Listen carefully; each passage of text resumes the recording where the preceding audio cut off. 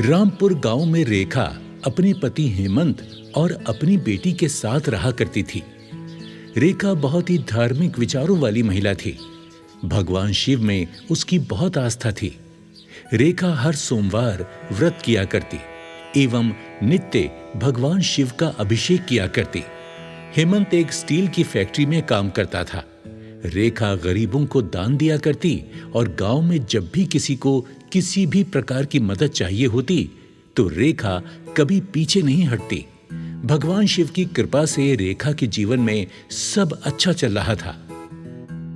हे भोलेनाथ, मुझ पर और मेरे परिवार पर सदा अपनी कृपा बनाए रखना। आपकी दया से मुझे किसी चीज की कोई कमी नहीं है। आपका धन्यवाद प्रभु। लेकिन एक दिन रेखा को खबर मिली कि हेमंत का फैक्ट्री में एक्सीडेंट हो गया है और वो हॉस्पिटल में एडमिट है। वो हेमंत को देखने के लिए भागी। हे भोलेनाथ, ये सब क्या हो गया? डॉक्टर, क्या हुआ है मेरे पति को? आपके पति के हाथ मशीन में आ गए थे, इसलिए हमें उनके हाथों को काटना पड़ा। अभी वो बेहोश हैं। आप थोड़ी देर बाद उनके होश आने पर उनसे मिल सकती हैं। रेखा हेमंत के होश आने का इंतजार करने लगी और मन ही मन भगवान शिव से कहने लगी, हे भोलेनाथ, मैंने किसी का सपने में भी बुरा नहीं किया, फिर मेरे साथ ही क्या हो गया प्रभु? हेमंत को जैसे ही होश आया, रेखा भागती हुई उसके वार्ड में चली गई। रेखा, रेखा,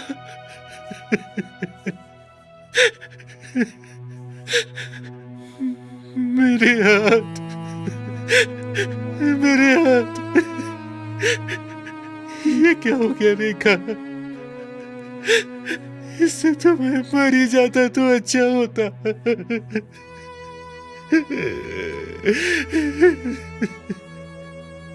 आप ऐसा क्यों बोल रहे हैं? आराम कीजिए, मैं डॉक्टर से बात करके आती हूँ।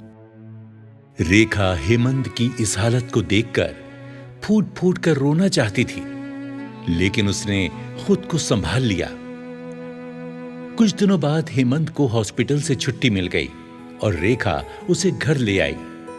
रेखा और हेमंत की बेटी भी हेमंत को इस हाल में देखकर बहुत दुखी थी।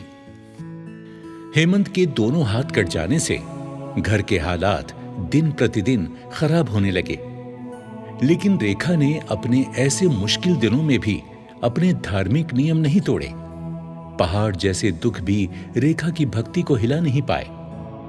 घर में पैसों की तंगी थी, इसलिए रेखा ने घर में ही सिलाई बुनाई का काम शुरू कर दिया। अब इसी काम से रेखा को हेमंत और अपनी बेटी को पालना था। रेखा, रेखा, मुझे माफ कर दो। मेरी वजह से तुम्हें कितना कुछ सहना पड़ रहा है।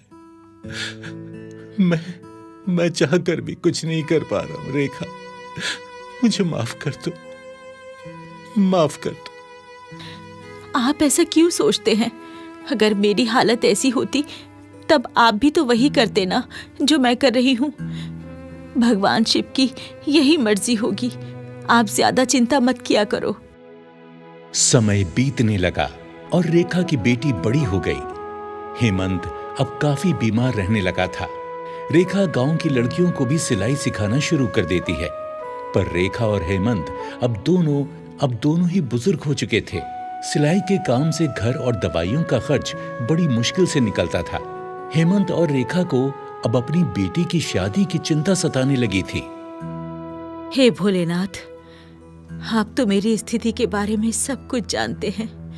अपनी कृपा बनाए रखना। रेखा की बेटी भी रेखा की ही तरह बहुत धार्मिक थी।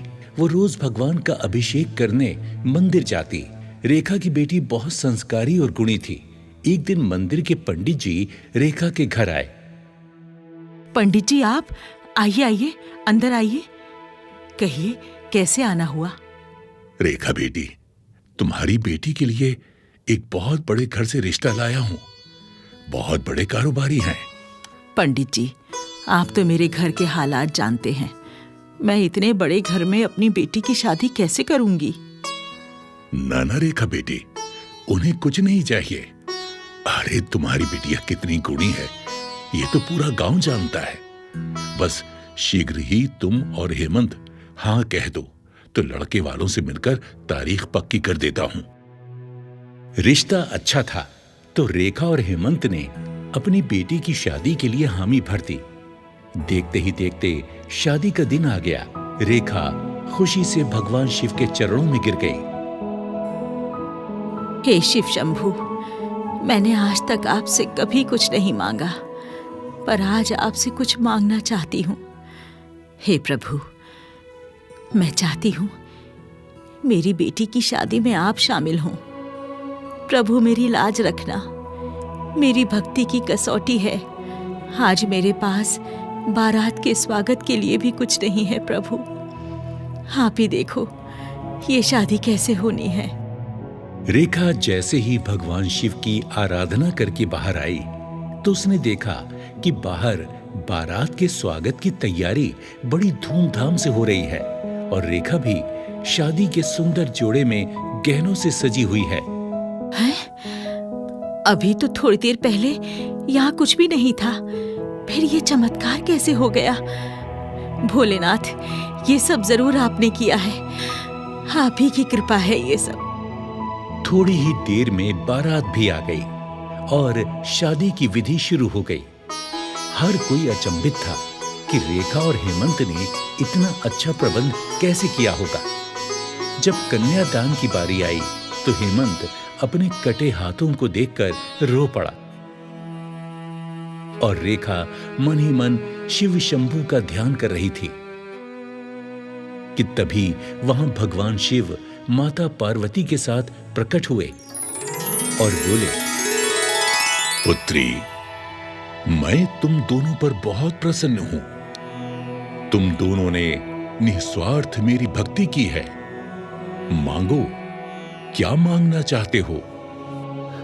हे प्रभु, मैं सिर्फ इतना चाहता हूं कि आप मेरी बेटी का कन्यादान अपने हाथों से करें तो प्रभु हम धन्य हो जाएंगे। हे भोलेनाथ, ये बिल्कुल ठीक कह रहे हैं प्रभु। भोलेनाथ ने रेखा की बेटी का कन्यादान करके उन दोनों की इच्छा पूरी कर दी। रेखा और हेमंत की बेटी का कन्यादान मां पार्वती और भोलेनाथ के हाथों से हुआ। बारात की आवभगत में शिव जी के आशीर्वाद से कोई कमी नहीं रही। शादी बहुत ही अच्छे तरीके से संपन्न हो गई। मां पार्वती ने रेखा और हेमंत का भोलेनाथ पर अटूट विश्वास देखकर हेमंत के हाथ पुनः ठीक कर दिए और उन्हें आशीर्वाद देकर दोनों अंतर्ध्यान हो गए। कहते हैं, अगर हमारी आस्था सच्ची है और विश्वास सच्चा है तो ईश्वर हम पर अपनी कृपा दृष्टि बनाए रखते हैं। रेखा ने हमेशा दूसरों की सहायता की, कितने कष्ट उठाए, लेकिन उसने हमेशा भगवान के प्रति अपनी श्रद्धा को कम नहीं होने दिया और भगवान ने उसे उसी की इस भक्ति का फल भी दे दिया।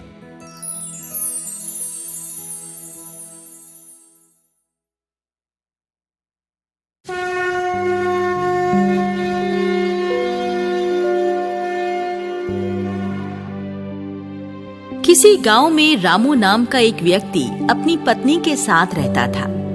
रामू फल बेचने का काम करता था।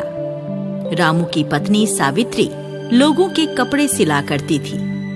रामू और सावित्री का साधारण जीवन ठीक ठाक व्यतीत हो रहा था, परंतु उन्हें केवल एक ही दुख था कि उनकी कोई संतान नहीं थी। गांव के लोग सावित्री को बहुत ताने मारते थे। वो ताने सुन सुनकर बहुत दुखी होती थी और ईश्वर से कहती, हे भगवान, आप मुझसे किस बात का बदला ले रहे हैं? आप तो सब पर कृपा करते हैं, फिर मुझ अभागिन की भी सुन लीजिए प्रभु। रामू सदैव सावित्री को तसल्ली देता। अरे सावित्री, धैर्य रख।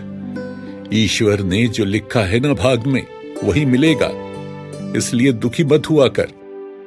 परंतु सावित्री दिन रात संतान की चिंता में खोई रहती।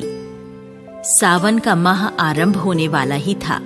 सावित्री ने अपनी माँ के घर जाने का फैसला किया और रामू से कहा, सुनो जी, आज आप फल बेचकर जल्दी घर लौट आना। क्या हुआ भाग्यवान, कोई जरूरी काम है क्या? जी, मैं अपनी माँ से मिलने जाना चाहती हूँ। बहुत याद आ रही है उनकी। और आप तो जानते ही हैं, सावन के माह में सभी लड़कियाँ अपने मायके जाती हैं। अरे हाँ हाँ भाग्यवान, मैं जल्दी आकर तुम्हें तुम्हारी माँ के घर छोड़ आऊंगा, बस। सावित्री अपनी माँ के घर जाने की सारी तैयारी करके रखती है और रामू बाजार से जल्दी घर आकर सावित्री के साथ उसकी माँ के घर के लिए निकल पड़ता है। सावित्री के मायके में एक बहुत प्राचीन शिव मंदिर था। जब रामू सावित्री रास्ते में जा रहे थे, तब वो शिवजी के मंदिर में दर्शन करने के लिए गए। सावित्री, चलो, भोलेनाथ का ये मंदिर कितना अद्भुत लग रहा है ना? चलो हम भी दर्शन कर लेते हैं। हाँ, चलो। हर हर महादेव बच्चा, तुम्हारी सभी मनोकामनाएं पूर्ण करें महादेव। हर हर महादेव। रामू और सावित्री शिव जी के दर्शन करके सावित्री की माँ के घर पहुँच जाते हैं और दोनों शिव दर्शन पाकर एक अद्भुत शांति का अनुभव करते हैं। भोजन करके दोनों सो जाते हैं। प्रातः जब दोनों उठते हैं, तो फिर सावित्री की माँ और भाई शिव मंदिर जाने के लिए तैयार हो जाते हैं। माँ, आप सब शिव मंदिर जा रहे हैं? क्या आप सब रोज मंदिर जाते हैं? बेटी, हम तो भोले बाबा का अभिषेक करके ही अपनी दिनचर्या शुरू करते हैं। तेरे पिता के जाने के बाद उन्हीं के आशीर्वाद से हमारा गुजारा चल रहा है। और तेरी भाभी तो हर साल सावन के सोमवार का व्रत करती है। माँ, मुझे भी ये व्रत करना सिखाओ। भाभी, ओ भाभी, मुझे भी बताओ ना, इस व्रत को करने की विधि क्या है? अरे सावित्री, रख लेना व्रत। पहले तुम और रामू तैयार हो जाओ, कुछ खा लो। क्यों ना तुम भी आज हमारे साथ मंदिर चलो। कल से सावन शुरू हो रहे हैं। मैं तुम्हें व्रत का सारा विधान समझा दूंगी। रामू और सावित्री एक बार फिर मंदिर पहुंच जाते हैं।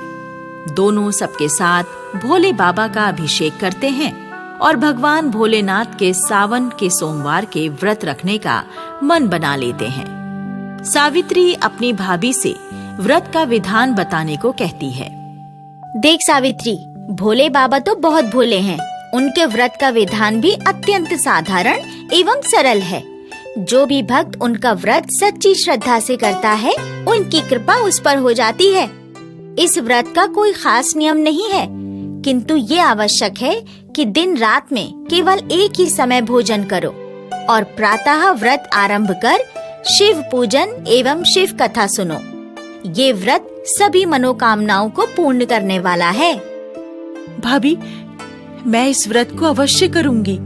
सावित्री, मैं भी तुम्हारे साथ सावन के सोमवार का व्रत पूरे विधि विधान से करूंगा। क्या पता भोले बाबा हमारे भाग्य की रेखा पर तरस खाकर उसे बदल दे। हमें संतान का सुख मिल जाए। दोनों मिलकर सावन के पहले सोमवार का व्रत रखते हैं। दोनों ही भोले बाबा के मंदिर जाकर विधि विधान से पूजन करते हैं एवं शिव कथा का श्रवण करते हैं। वो प्रत्येक सोमवार ऐसे व्रत का निर्वाह करना प्रारंभ करते हैं और यही कामना करते हैं कि उन्हें एक संतान की प्राप्ति हो जाए।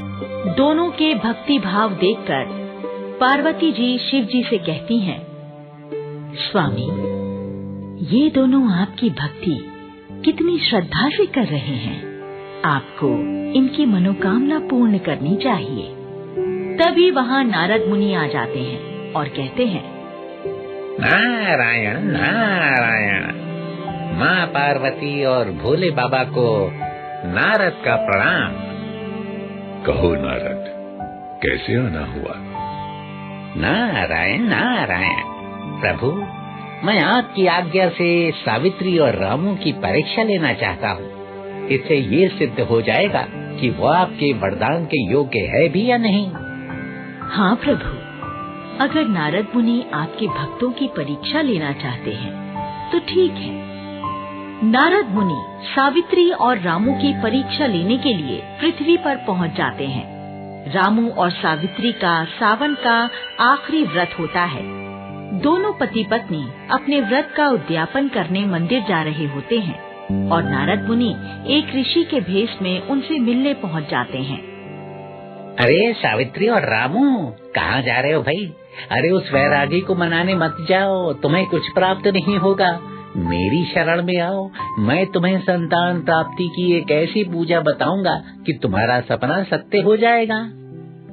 महाराज, आपने हमारे नाम कैसे जाने और हमारा उद्देश्य भी बिना बताए जान गए? कौन है प्रभु आप? हाँ महाराज, बताने की कृपा करें और ये भी बताएं कि आप हमें हमारे भोले बाबा के पास जाने से क्यों रोक रहे हैं? क्योंकि मैं जानता हूँ एक मूर्ति तुम्हें कुछ नहीं दे सकती, किंतु मैं अपनी शक्ति की विद्या से तुम्हारा सपना साकार कर सकता हूँ। रामू और सावित्री पहले तो बहुत सोच विचार करते हैं, फिर ऋषि से कहते हैं, ऋषिवर, हमें क्षमा करें, हम भोले बाबा के नाम का व्रत कर रहे हैं। अगर उन्हें कृपा करनी होगी, हमें संतान अवश्य प्राप्त होगी। हम और किसी की पूजा नहीं कर सकते। अरे मैंने तुम्हें बताया ना कि ये बैरागी तुम्हें कुछ नहीं दे सकता। तुम व्यर्थ ही इसकी पूजा करके अपना समय बर्बाद कर रहे हो। मेरे द्वारा बताए गए उपाय करोगे तो फिर देखना क्या चमत्कार होता है। ऋषि महाराज, हमारे भोले बाबा वैरागी अवश्य हैं, परंतु वो अपने भक्तों पर दया अवश्य करते हैं। हाँ, हम पर वो अपना आशीर्वाद जरूर बरसाएंगे और बाकी हमारा भाग्य है। महाराज, आपको कुछ देना ही है तो अपना आशीर्वाद दीजिए कि हम अपना व्रत पूरा कर सकें। ऋषिवर, आज्ञा दें, हमें देर हो रही है। हम तो केवल भोले बाबा का व्रत पूर्ण करना चाहते हैं। उनकी भक्ति करना ही हमारा धर्म है। इतना कहकर रामू और सावित्री शिव मंदिर चले जाते हैं। नारद मुनि उनका शिव में अटूट विश्वास देखकर प्रसन्न होते हैं। माँ पार्वती और भोले बाबा दोनों को आशीर्वाद देने मंदिर में प्रकट होते हैं। मैं तुम दोनों से अति प्रसन्न हूँ। तुम्हारा अटूट विश्वास सराहनीय है। माँ पार्वती, आपने हमें धन्य कर दिया। अपने दर्शन देकर आपने हमें धन्य कर दिया प्रभु। हमारा आशीर्वाद है, तुम्हें शीघ्र ही संतान की प्राप्ति होगी। तुम्हारी संतान अत्यंत प्रतापी होगी। इतना कहकर दोनों अंतर्ध्यान हो जाते हैं और इस प्रकार रामू और सावित्री को जो शिव महिमा पर विश्वास था वो सत्य हो जाता है। कुछ दिनों बाद सावित्री गर्भ से हो जाती है और 9 महीने बाद उसे पुत्र रत्न की प्राप्ति होती है। वो अपने पुत्र का नाम शंभू रखती है। अब रामू और सावित्री की भक्ति एवं उनके व्रत पश्चात पुत्र प्राप्ति की प्रसिद्धि सारे गांव में फैल जाती है। आगे चलकर उनका पुत्र प्रतापी एवं शिव भक्त बनता है और दोनों सुखमय जीवन जीते हैं।